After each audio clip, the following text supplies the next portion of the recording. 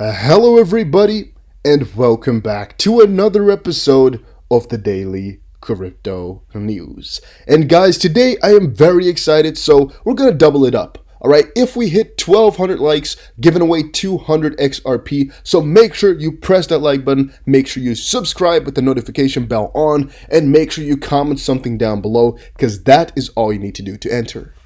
I'm also thinking about doing a 5,000 XRP giveaway once I hit 50,000 subscribers. What do you guys think about that one? Should I go for that, or is it too big? Because it's a lot of money, you know. I'm thinking about it, but maybe it's a little bit too crazy. Let me know in the comment section down below what you think. By the way, a lot of people asked me exactly what the website was, where you could see the numbers of accounts and really how much money is in that and all of that. It's called ledger.exposed/rich-stats. Check it out if you want to. Just type in XRP rich list and you'll find it. It's a pretty cool website, you know, with a couple of really interesting numbers that maybe could influence your own position in your mind. Because like looking at this, if you're holding at least 80,000 XRP, which a lot of you guys aren't, but some are, I think we'll feel pretty damn good knowing you're top 1% of the holders in the world. Same for if you have more than 3,000 XRP, you're in the top 10% of the holders. That's something you really don't consider that often, but you are. You know, so only having 3,000 XRP, $1,000 worth, yeah, you're in the top 10% of everybody. So maybe with $1,000 normally invested, you're like the bottom 0%. I don't even know. No, I think you're a little bit higher than that. You're still pretty high with $1,000 invested. I think most people are in debt, actually, if you think about it, or really close to a zero net worth. But let's say you're at the bottom. With $1,000 in XRP, you're at the top. You're the top 10%, which is pretty damn crazy to think about. Ripple hires Goldman Sachs executive director. Goldman Sachs FX executive Aditya Turakia has changed bosses by leaving the banking giant for Ripple blockchain Decacorn, whatever that word is. I don't even know it. I'm going to write it down because I got to look it up, but I forgot. By the way, I'm not a native English speaker, all right? Some of you guys say, man, how can you not pronounce these things, you stupid bonobo? You don't even try. You know, are you even American? What the frick? But no, I don't. I'm not a native English speaker. Where do you think I'm from, guys? Put it in the comment section down below. Ditching major banking group for blockchain giant. Millennials change their top jobs in banks to work with blockchain, and Ripple is rapidly expanding. Now, I gotta quickly say again what I said earlier today and what I might say again today once more. It's one of the most important things that I've just today realized. And that is, like I said, if banks were to have some crazy technology that were to link up all these countries together, some crazy cross-border remittance solution, first of all, it would still have to be either a organization, which is like in the middle, like a Ripple sort of guy, like a Swift sort of person or individual or like solution or thing. Because if it were like the Bank of America or Bank of JP Morgan, things like that, none of them would have the authority or the access to really do it for other countries. And with that I mean, like JP has JP Morgan coin or JPM coin. And yeah, no other bank is going to accept that because they really don't care for the JP Morgan coin. Right? So they would still need another sort of independent solution in the middle. If these banks were convinced that their bank were to be the one that could make this technology that's like in the middle or that's providing everything, or that their bank has the secret to the technology in that sense, or has some innovative method to make cross-border payments cheaper and things like that, or a better solution type of thing, do you really think, right? Do you honestly think that they would then leave their bank, which has the craziest technology in the world, to go for something like Ripple, which really has no purpose then? What do you guys think?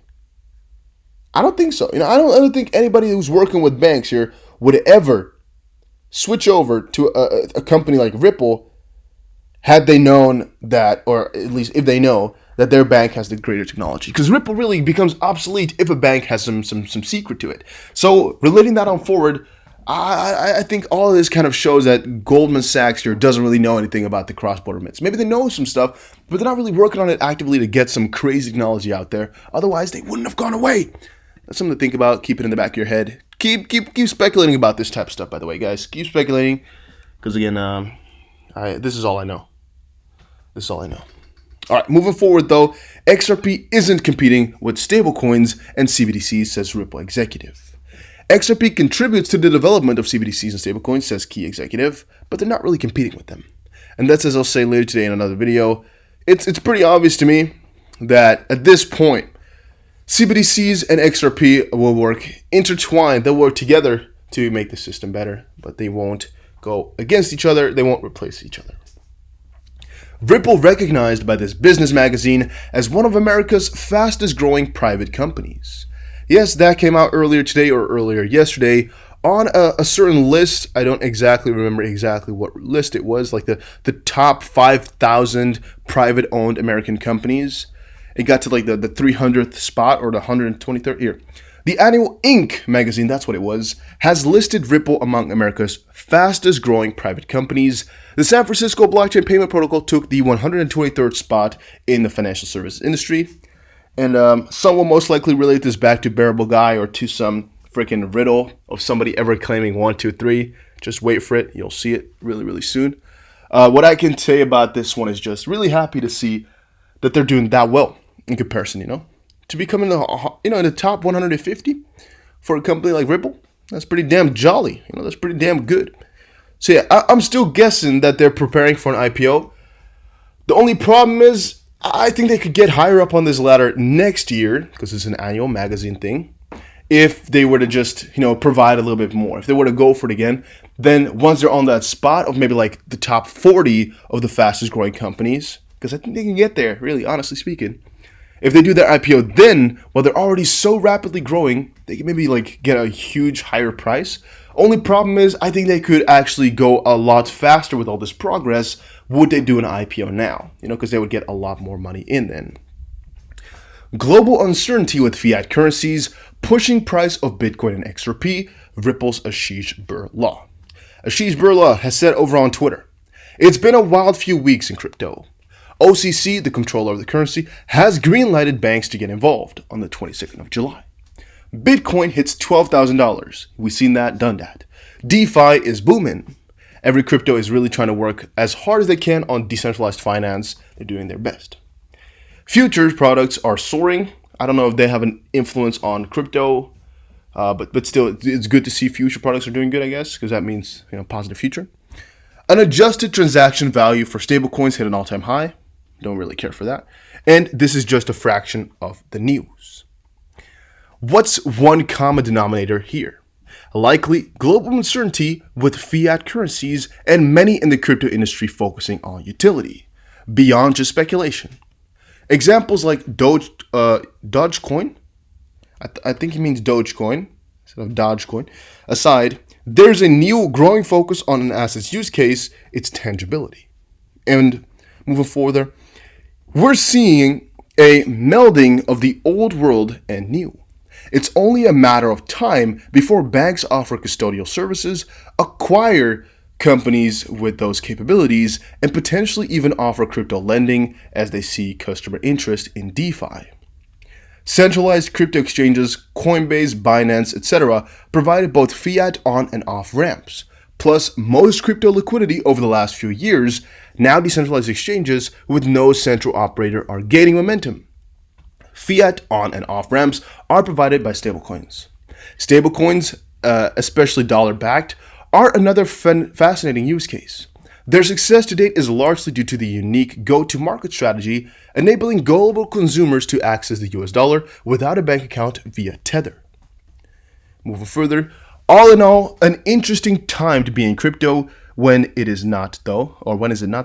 It feels like the potential we saw early on the leverage blockchain and rethink how move value without a central counterparty is one of the precipice of something extraordinary. Now, this last 7th of 7 of the thread is actually the most important one out of them all. Now, there's no 6 in here. Maybe it's not important. Who cares? It's all cool, but it's really about the last one in this all. Because basically what this says here, all in all, an interesting time to be in crypto, which is always the truth. Like, it's always interesting to get in crypto. It feels like the potential we saw early on to leverage blockchain, right? They saw that potential for leveraging blockchain and rethink how to move value, like moving money, moving things, internet of value, think about that, without a central counterparty is on the precipice, or however you say that, of something extraordinary. Basically what that says, again, is they over at Ripple thought about how can we move value frictionlessly decentralized, right? Without a counterparty, without a central, I guess, authority piece. Because Ripple, you could see a central authority, but you kind of have to think about XRP here, which has no leader, if you think about it. They thought about that, and really the purpose and the idea of that is coming along more and more and more, and the need, the necessity has just grown all expectation, I believe.